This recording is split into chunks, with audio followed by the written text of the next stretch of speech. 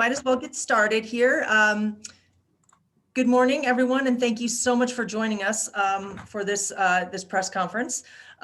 We are here for Save Open Space Denver, which we will now be going forward referring it to SOS Denver, to address concerns that we have with the visioning process that the city is putting together for the Park Hill Golf Course land.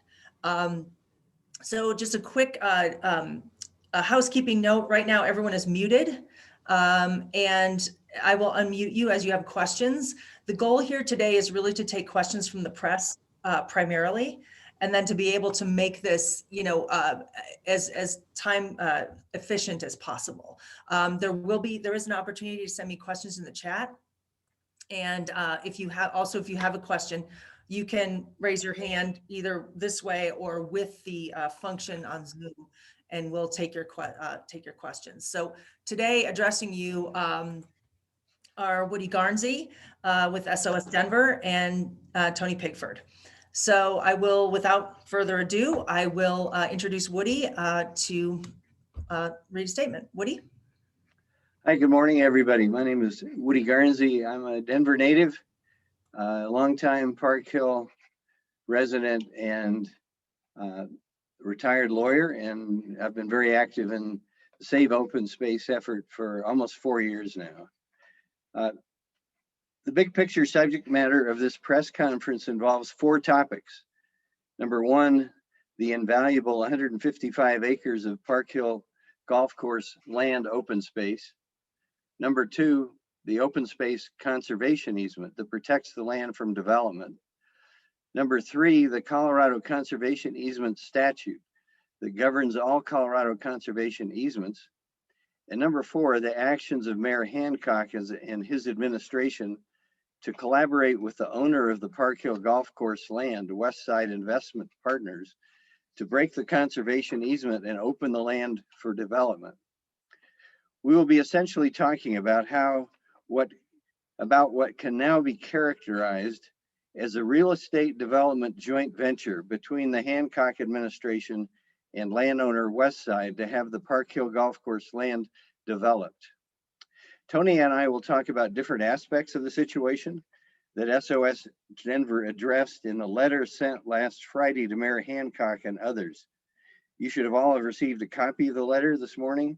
If not, you can go to Westside's or SOS Denver's website, sosdenver.net. I will discuss the conservation easement and the Colorado Conservation Easement Statute, and I will explain why the Hancock administration's failure to comply with this statute should put a halt to tomorrow's launch of a formal planning process for the Park Hill Golf Course land. Tony will discuss how this developer-driven planning process is inherently biased for a pro-development outcome. Let me start by explaining what brought SOS Denver to send its letter to the mayor and to others last Friday and to speak here today. In order to facilitate Westside's development plans for the Park Hill Golf Course land, the Hancock administration's Community Planning and Development Department intends to launch a formal planning process for the Park Hill Golf Course land that is protected from any development by the conservation easement that was recorded in July 2019, just ahead of the deed for Westside's purchase of the land from Clayton Early Learning. Since conservation easements are confusing to many people, I'd like to begin with a short explanation of what a Colorado conservation easement is. First of all Colorado conservation easements, like the Park Hill Golf Course land conservation easement, are governed by the Colorado Conservation Easement Statute. Second, a conservation easement is an agreement between a landowner and a governmental entity or a land trust, where the landowner receives something of value, like a tax credit or like money, and in exchange, the landowner agrees in perpetuity to maintain the land in accordance with the conservation purposes set out in the easement document. Third, and most importantly for this discussion, a Colorado conservation easement, like the Park Hill Golf Course land easement, cannot be terminated without a court order that, based on changed circumstances on or surrounding the land since the easement was granted, it has become impossible to continue maintaining the land's conservation purposes. And yes, the statutory word is impossible. Prior to launching this formal planning process, has the Hancock administration done anything to comply with these strict statutory conservation easement termination requirements? The simple answer is no. Furthermore, since the conservation purposes of the Park Hill Golf Course land conservation easement are to maintain the land's scenic beauty and open condition and to preserve the land for recreational use, there are no facts that would support securing a court order permitting a termination of the conservation easement based on a determination that, based on changed circumstances on or surrounding the Park Hill Golf Course land, since the easement was granted in July 2019, it has become impossible, and again, the word impossible, to continue maintaining these open space and recreational conservation purposes. There simply are no such changed circumstances. And has the Hancock administration explained to Denver citizens and taxpayers how it plans to deal with these strict statutory conservation easement termination requirements in connection with any possible development on the land? Again, the answer is a resounding no. The only answer has been that there is some sort of, quote, clear legal path, end of quote, for dealing with the statutory requirements, and that's all. Learning about this planned formal planning process last year, SOS Denver submitted 3 formal letters to Mayor Hancock and his administration, asking for an explanation about this supposed, quote, clear legal path, end of quote, and we never received the courtesy of even an acknowledgement that we had submitted these questions. Finally, a few weeks ago, in connection with the Community Planning and Development Department presentation to a registered neighborhood organization, we asked the same question. And the city presenters responded that they couldn't give us an answer because the city needed to protect the attorney-client privilege.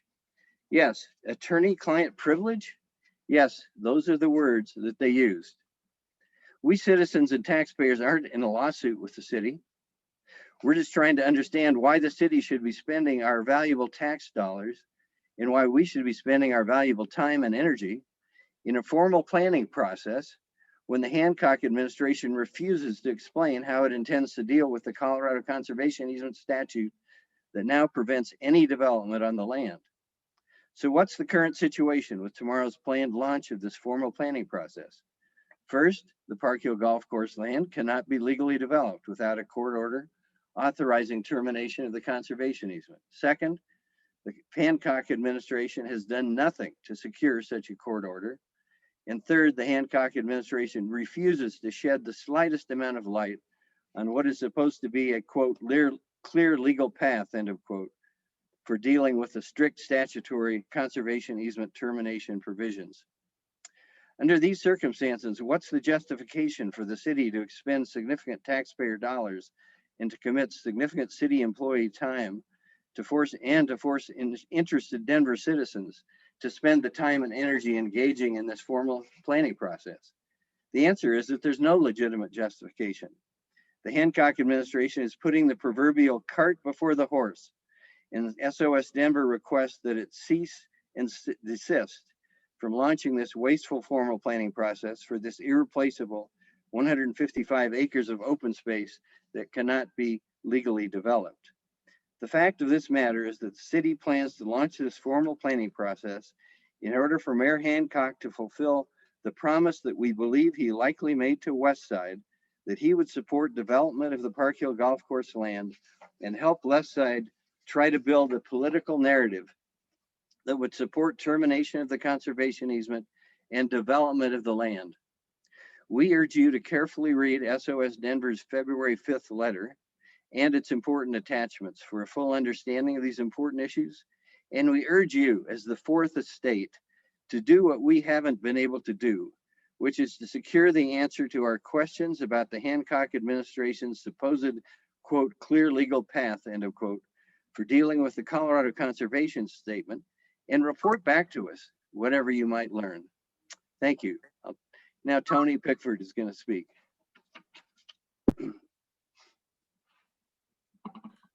Thanks, Woody. Good morning, everyone. My name is Tony Pigford. I'm a fourth-generation Denverite and a third-generation product of Denver Public Schools. My family has been working to make Denver a more vibrant, equitable, and sustainable city since the late 1800s. The reason I'm a part of Save Open Space Denver and volunteer so much of my time is because I think it's important to leave future generations a livable city, a city which our children and grandchildren can thrive, not just survive, a city with clean air, a city with plenty of open space that isn't overcrowded. We should leave future generations a city where working class people have a chance at upward mobility through home ownership. Unfortunately, under the Hancock administration, we've been headed in the opposite direction, as Denver has become the second most gentrified city in the country, only behind San Francisco. Our air quality and our traffic congestion have worsened. Our shrinking open space that is well below the national average, and many other indicators are showing that we are losing what has made our city so unique and special. We are losing the opportunity to leave our city better than we found it for those who come behind us. I've been involved in many issues in Denver where the Hancock administration has used its power and influence to allow developer and corporate interests to run rampant. The lack of accountability and transparency in our mayor's administration has been outright awful. Whether it's the I-70 expansion, the Platte to Park Hill Stormwater Project, the mayor's administration spending taxpayer dollars and working with corporate cronies to try and plan for an Olympic bid behind closed doors, the common theme has been a lack of transparency and what I call a strategy of manufactured consent. This is when the mayor's administration works to move its pro-development agenda forward by creating a sham process where there's already a determined outcome and then they work backwards from there. I've witnessed the mayor's administration do some very brazen things over the last decade or so, but the way they are moving forward by trying to give away the last big chunk of open space we have to a land speculation company takes the cake.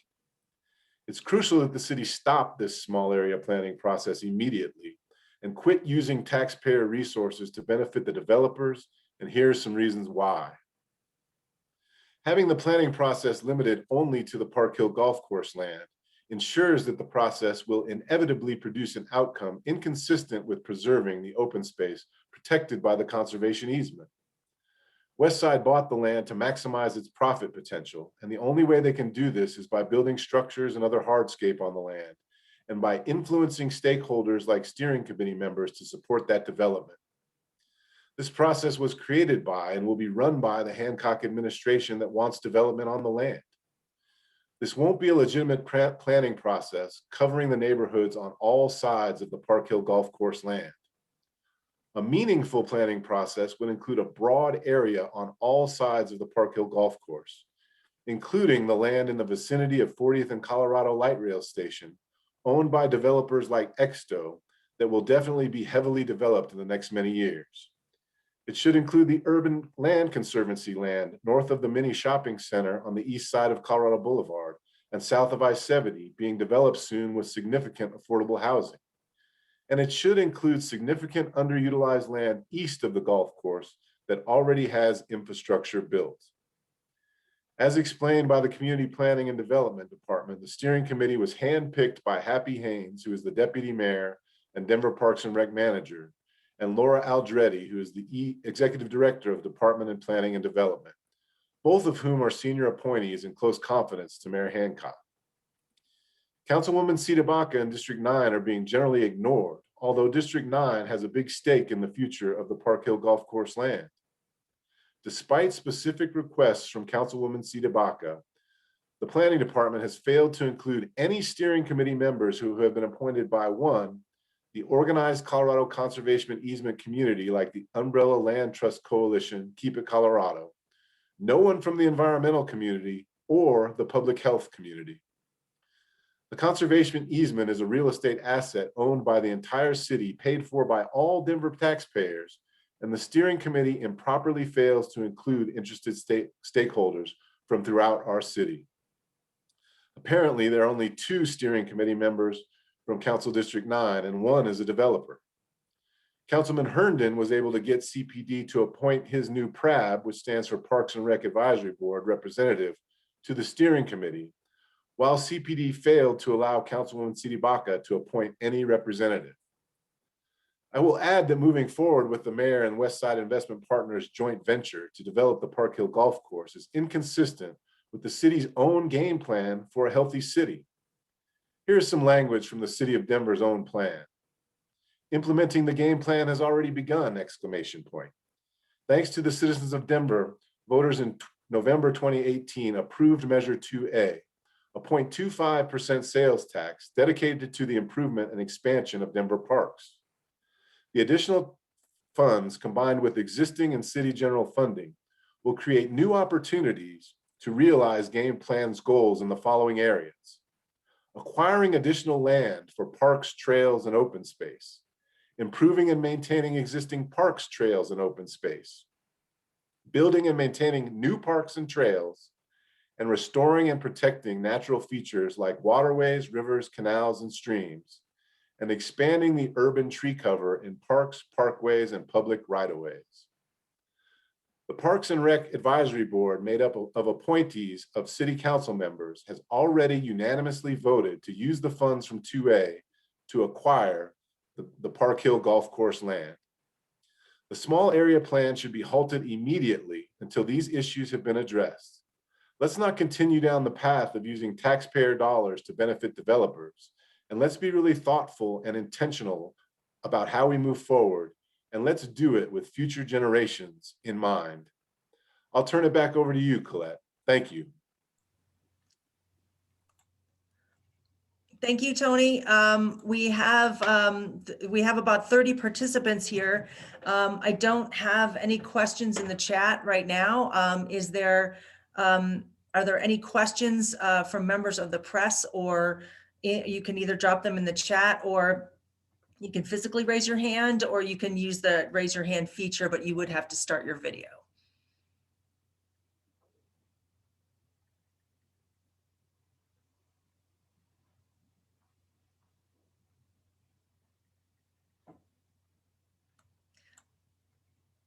All right, I don't know. I'm assuming that there aren't any questions then, unless, or there's, oh, Brother Jeff, let me unmute you.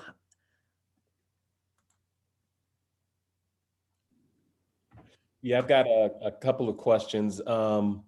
First of all, why not just go directly to court? Why isn't this just a legal matter? And if there are different sides, is there an opportunity to have a legal response that would stop the spending of tax dollars in terms of planning processes, et cetera? I believe in terms of what I've studied about easements, that's a very well-known process in real estate. And so I don't understand what the confusion is about. Why aren't you in court? And if not, when do you just plan on filing with the courts to be represented as citizens? Brother Jeff, let me respond to that. The statute requires that the lawsuit that would permit termination of an easement must be filed by the owner of the land and the holder of the easement. That means the lawsuit would have to be filed by Westside and the city and county of Denver. We as citizens can't bring that kind of a lawsuit that would directly trigger the terms of the state termination provisions in the state statute. So that's really essentially what I was saying when I was speaking, is that here we are about to launch this expensive and time-consuming process, and the city and Westside have the power to go to court and get a court order. And that's why the cart is in front of the horse. The city and Westside, before we all spend time and money on this process, should go to court and see if they can prove that, based on changed circumstances on or surrounding that land since July 2019, when the new conservation easement was recorded, just before Westside's deed was recorded, that it's now impossible to fulfill the conservation purposes of the easement. And the conservation purposes are open space and recreational use. You know, and even further along those lines, it sounds like what I'm hearing, and maybe you suggested this, Woody, in your particular presentation, it sounds to me like we've got a public-private partnership going on. And if those two entities are to join forces to form a lawsuit, I think it would make sense for them not to form a lawsuit if they have a common vision. So where does that leave me as just a tax-paying citizen of Denver when it sounds as though I'm being locked out of the equation when the two major entities seem to be in agreement or even partnership? Well, you say it very well. This really is, I characterize it as a real estate development joint venture between the city and West Side, but they are, and only they can get this legal issue resolved. They hopefully, if they do this lawsuit, we as citizens will be able to participate as what legal term is called amicus, which means friend of the court. We'd be able to have an input into the lawsuit. But what we can do as citizens is to raise up your voices and say, hey, stop wasting our money. Stop this wasteful process. Go back to square one. If you think you can prove that you can terminate the easement under the strict restrictions of the state statute, go do it. And then if you can get that kind of a court order, then come back to the community with a planning process, but only then. Thank you. And Connor from the Westward has a question for you. So I'm kind of going to ask you to unmute yourself here. 1 second. I'm not. Can you hear me? I'm unmuted. Oh, think. Perfect. Okay. Yeah. Thanks for hosting this. So I have a question about the conservation easement language and kind of the legal interpretation that you all have. So I'm looking at the language, and it says permitted uses. The golf course land shall be occupied, used, operated, and maintained as a regulation length 18-hole daily fee public golf course with such related uses and activities as may be accessory or incidental to the operation of a golf course, et cetera, et cetera. No use of the golf course land shall be permitted that would be a detriment to the existence and operation of the golf course, except for portions of the golf course land that may be released from the easement. So just a layperson's read of that gives me the impression that the primary use of the land has to remain an 18-hole golf course if the conservation easement remains in place. Is that an incorrect reading? Yes, Connor, let me first say that attached to our letter to Mayor Hancock and his administration with copies to council, we included a 1.5-page document that's critical to an understanding of what that easement really means legally. And the heading on that document is Analysis of the Park Hill Golf Course Land Conservation Easement. Here's the important reading of that document. And I have to say, as a retired lawyer, it is not the best drafted legal document I've ever seen. But what you have to do is look at the document to see what the conservation purposes of the easement are. That's different than permitted uses under the easement. The conservation purposes have to be consistent with the definition of what the conservation easement is in the statute. And the statute is very clear. And with that, I'll try to be as short as I can here, but I'm reading the relevant part of the statute about what a conservation easement is.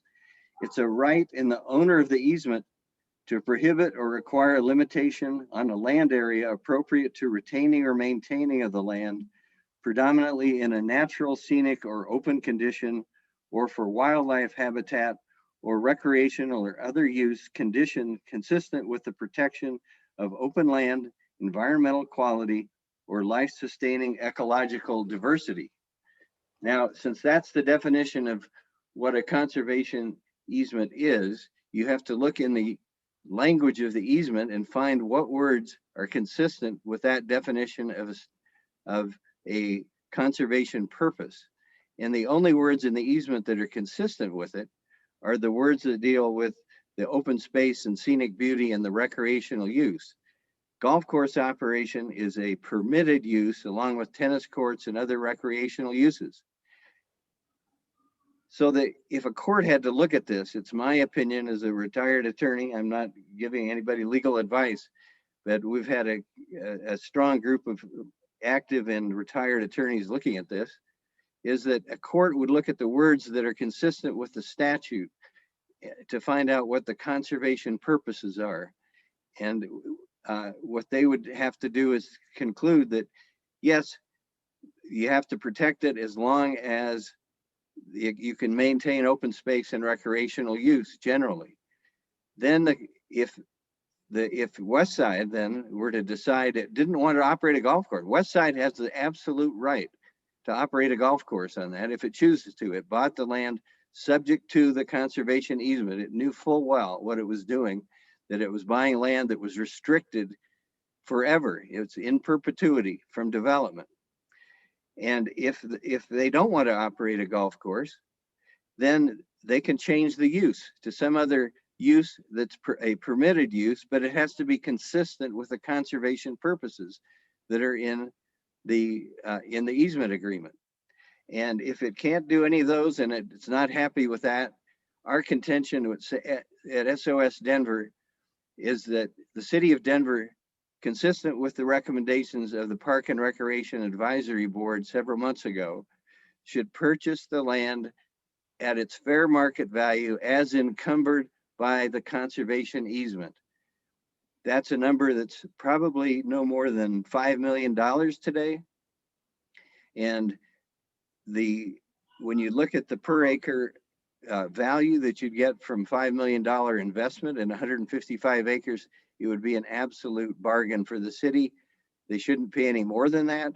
And West Side got into this with their eyes open, knowing full well that they would have to sell a political process to try to gin up support for allowing them to tear up this easement and let the land be developed. And we have to stand up and say, no, we don't want to be manipulated by this joint venture between Mayor Hancock's administration and West Side.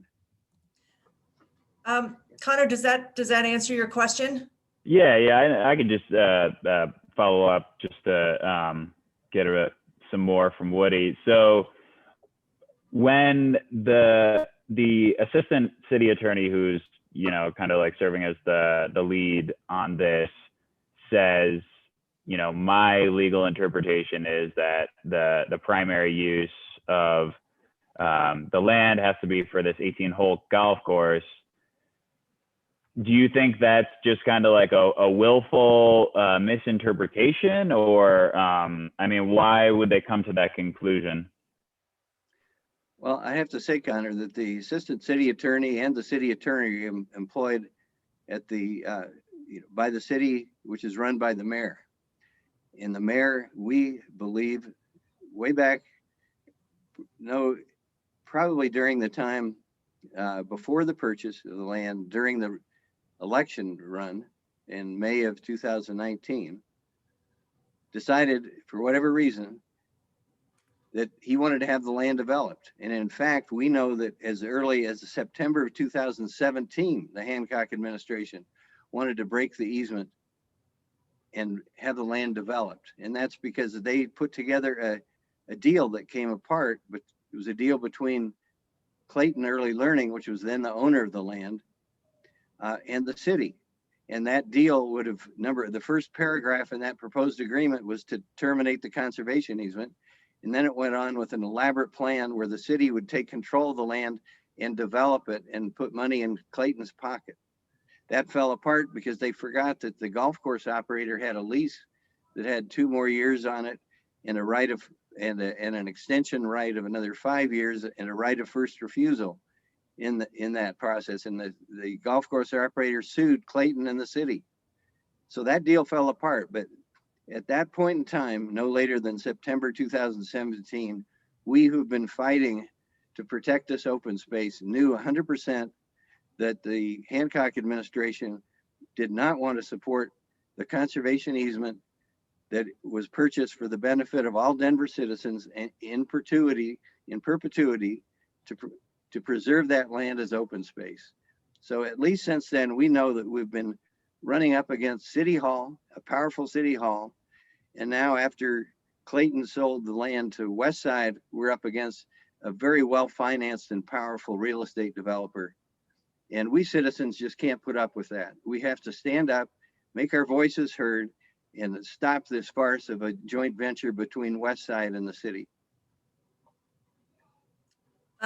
Maria, I'll get to you in a second. I have a question from David Sachs at Denverite. He says, assuming the land continues on its current path, will SOS advocate for a percentage of public open space as it transforms? If so, what percentage? Same question for affordable housing. The percentage of homes and the area median income for which they are affordable. Tony, why don't you answer that? Tony, you want to take that one?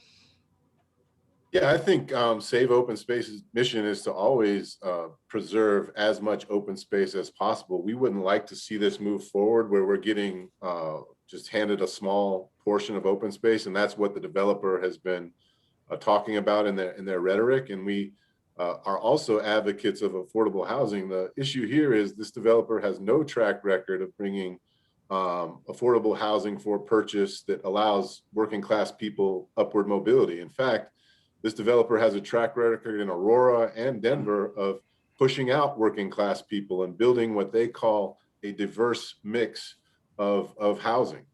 And so, I don't want to get to that point where, we're really conceding and having some small pocket park added in another Lowry type development. That type of development is going to continue the gentrification and mass inequity that we've got. And this developer has no track record of providing upward mobility and affordable housing for purchase. Let me just add a couple things to what Tony said. Is that SOS Denver believes that the entire 155 acres of land should be maintained as open space, and that other things, other hardscapes that people might want in that general area should be built on land outside the golf course land. And this golf course land, as the area develops, including, as Tony pointed out, XDOE owns a huge amount of land west of Colorado Boulevard, near the 40th and Colorado Boulevard, and they're buying up more, and other developers are buying it. And there's going to be massive density and development on the west side of Colorado Boulevard. So as a practical matter, all those people are going to need a park, and a big park. And what we contend is that things like affordable housing, or people talk about grocery stores, that should be built on land, as Tony said, surrounding the golf course, not violate the conservation easement that was created in 1997, originally under Mayor Wellington Webb's administration, with the plan for maintaining that land as open space forever. The hardscape just doesn't belong on that land. And as Tony pointed out, there's affordable housing, big ULC project going in just north of that little shopping center. There's land definitely on the west side of Colorado Boulevard and on the east side of the golf course land where hardscape can be built. That's where it should be built. I'll add that any forward-thinking city develops untouched open space as a last option. Touching this land should be the last option, not the first. Like Woody said, there's plenty of underutilized property in the surrounding area. That's why we're asking, if this were to move forward, that we zoom out and do a small area plan that encompasses more than just the golf course. And I think I missed that. I think I missed the beginning of that because I was late to the conference. Hi, Tony. Good to see you. Hey, the reason I asked that is because it doesn't seem likely, given after Jeff asked his question, the answer was basically, if it's the Hancock administration and West Side that would have to go the legal route, it's not in their best interest as far as they're concerned to do that. So given that that's unlikely, I think objectively it's unlikely. I guess I'm wondering if SOS is going to participate in the process, but it sounds like you don't want to concede that you don't want to even say that that's a possibility right now. Well, David, my response is that the city and Westside want to develop this land. Right. That's what I'm saying. So why would they go to court? There's a barrier to it, a legal barrier. And if they want to develop it, their first step should be to address the issue with the court under the state statute, not drag us through a phony visioning or planning process for land that can't now be legally developed. If they can prove to a court that based on changed circumstances since on or surrounding the land since July 2019, it is now impossible, and that's the word in the statute, to fulfill the conservation purposes of that easement, then fine, they get a court order and they should spend our taxpayer money. But if they did that, as Tony said repeatedly, it's ridiculous to do a planning process with blinders on in a vacuum for only looking at that 155 acres of land. The planning process should be an expansive one that goes both west of Colorado Boulevard and east of Colorado Boulevard, and definitely includes the vast amount of land on the west side near the 40th and Colorado Station, which in the next 20 years, I'll be long gone, but that land is going to be heavily and densely developed. So the issue is, Connor, it's in their power. It's in West Side's power and the city's power, if they want to develop the land now, to initiate that lawsuit, stop this planning process, let the lawsuit go through to a court decision. If they win, then they've got the right to do what they're wanting to do now. But right now, it's irresponsible for them to be doing what they're doing, launching this process. Does that answer your question, David? Yeah, I might follow up with you guys separately, but that's good for now. I don't want to take too much of other people's time. Okay. Connor had a follow-up, and then Brother Jeff has a follow-up. So, Connor, you unmuted? Yeah, I think so. Can you hear me? Yep. Yeah, okay, great.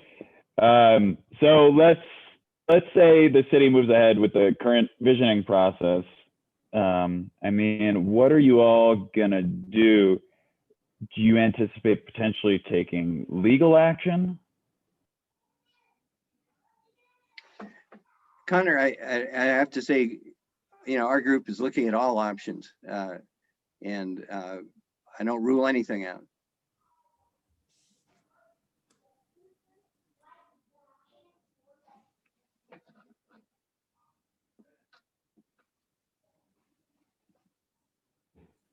Brother Jeff, you had a follow-up question? Yeah, just quickly, let's just say that this planning process takes place and it comes down to the conclusion of those who participated in the planning process said they want X, Y, or Z. At that point, wouldn't it have to go to court to have that vision approved? Like, is that a means to court also? Like, has anybody kind of addressed, at the end of the planning process, then what? Well, Brother Jeff, after spending X $100,000 of our taxpayer money and wasting, or maybe not wasting, a lot of time of our citizens, if the outcome in some way, and the city, by the way, the planning department won't tell us how a decision would actually be made at the end of this process. And frankly, those of us who know how these processes work, because we've been through a lot of them, what it comes down to is some sort of somebody in the planning department tries to draw a conclusion about what the quote consensus is among the group. They don't take a vote. They don't put some proposal out there. What happens is the planning department staff then puts together a recommendation that goes to the planning board for some kind of rezoning change that would permit development consistent with whatever they divined from this planning process. And if the planning board then decided it wanted to put something together, they would have to submit a proposal to city council for city council to vote. But all of that could happen. And if they haven't dealt with the state statute, they can't legally put a square foot of concrete on that land under any plan. So that's why it's a cart before the horse. If they want to develop the land, as we know the mayor wants to do, and God knows, we know West Side wants to do it because they bought a piece of land where they paid $24 million as encumbered by the easement. If the easement wasn't there, that land would have cost at least $100 million. And so if that easement is removed, basically taxpayers and city council and the city government are making a gift to West Side of about $65 to $70 million at the very least, a gift. So what's happening, again, like I say, the cart before the horse is the best analogy. It makes no sense for us all to spend all this money and time coming up with some process that CPD divines from the contributions of the various people on the steering committee and from their surveys and from their separate little visioning meetings they're going to have. And then they somehow have a crystal ball and they wave it over and they say, here's what ought to happen here. One thing, as Tony said, is absolutely true, is that that process will never be for 100% saving of that protection of that open space. Because right now that committee as it stands is totally loaded with people who have shown and we know are supporting some kind of development. So you throw those people into a room and they spend a year and a half talking and thoughtfully saying what would happen if this land wasn't protected by an easement. What would we be doing? Well, it would be a completely different process. It would be like what just happened at Loretta Heights with the same developer. But this is different. There is a conservation easement that was purchased in 1997 to keep the land in perpetuity as open space. And so it's not a comparable process, but they're playing like it's a comparable process. And what they're doing is trying to create a narrative that they then can take to city council and say, look, here's what people want. But that ignores the fact that the land that the prior landowner took $2 million in exchange for selling basically the development rights, which now are controlled by the city and county of Denver. And what are those development rights worth right now in the marketplace? And what's the gift that would be given to West Side if the easement is removed? It's the difference. It's a simple mathematical calculation. It's a difference between what that 155 acres of prime land would be worth on the marketplace without the conservation easement, which, as I said, I'm no real estate expert, but people I've talked to said it's at least $100 million or more. The difference between that and what they paid, which is $24 million, that is an outright gift from the citizens of Denver. And if the city council were to approve it, from city council and from our mayor, it's outrageous. Why would the city make a gift like that by tearing up this easement? Now, I want to jump in and reiterate something that Woody said earlier. We've asked the city attorney repeatedly what they mean when they say there's a, quote, clear path, unquote, to removing the conservation easement.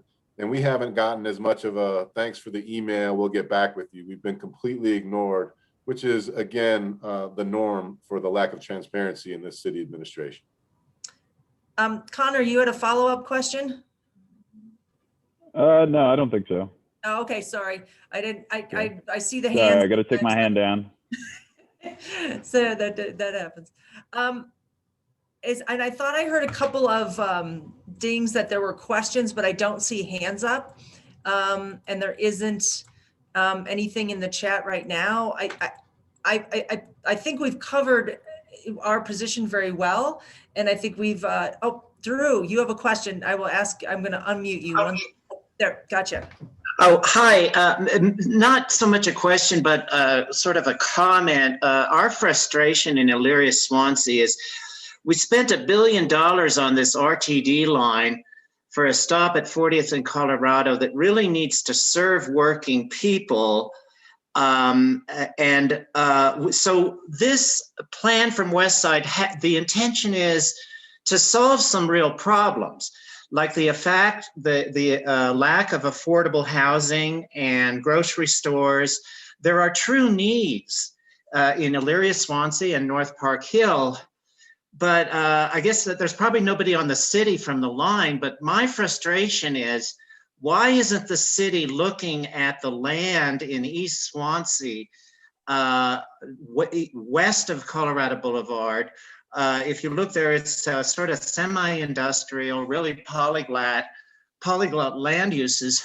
that seems like a very good spot to find for affordable housing. And we wouldn't have to develop existing open space. I think this is a very bad precedent when we start this, developing parks and open space. I wish somebody from the city would just answer that. Anyway, more of a comment. If anybody has an idea why the city hasn't looked to this, what the city is doing, just my last comment, it's very typical. They do the easiest and fastest and cheapest thing they can do. And that's why they bring their developer friends along. That's why they're doing this. It's hard work to try to find places for affordable housing, grocery stores. That takes work from planning. They won't do that. They just talk to their developer friends. So that's kind of our view of this process. This is fast and easy and cheap. Another Hancock developer special. I'll just leave it there. Okay, we'll take that. Colette, there's just one other point I wanted to raise is that. Okay, and then we'll wrap then after this. The West Side on its website has a map where it shows where the grocery stores are in the area, in the general area. And one of the narratives that they've been putting out is this is a food desert. Well, that map just happens to ignore a very fine grocery store called the Park Hill Supermarket, which is just opposite the 40th and Colorado light rail station. And if anybody hasn't been there, I urge you to go. It's a wonderful minority owned business that needs support. And it has a fabulous, fabulous fresh produce of every kind, and as well as dry goods. So I just want to throw that out. All right, we will wrap this press conference up. I think I was able to reach everyone that had a question. If not, please follow up with me. You should have my email from the press release information. If you don't, it's Colette Carey at ejrileyandassoc.com. But feel free to reach out, and we thank everyone for joining us today and patiently listening to our message, and have a good Monday. Thank you, everyone. Thank you.